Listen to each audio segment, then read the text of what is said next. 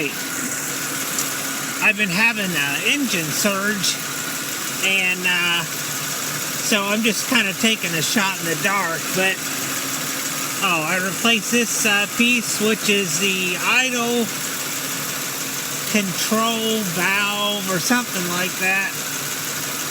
So I'm hoping that's what caused the surge. That is the old one, and so they're identical, and so what would happen is when I would sit at an idle, it would idle at about 1,000, sometimes even 1,500. And the only way to get it to go down is I would have to hit the gas, and sometimes it would go down and sometimes it wouldn't. But it's supposed to idle right at 750 or just a hair below 750. So I haven't taken it for a drive yet, but I'm hoping that that was the problem.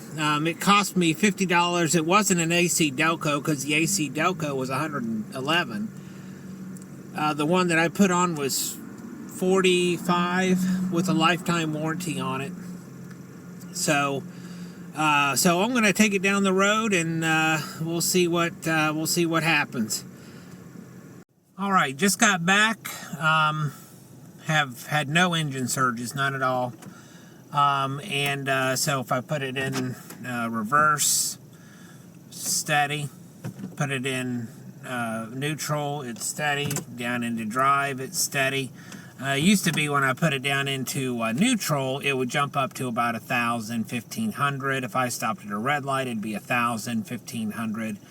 And so it's pretty steady right now. So I think that was the issue, and so $50 repair, and if I would have taken it to the shop, it'd have been $100 just for them to hook it up to the machine, and then $50 for the part, and then probably another $100 for labor to do that. So, all right, we'll talk to you later.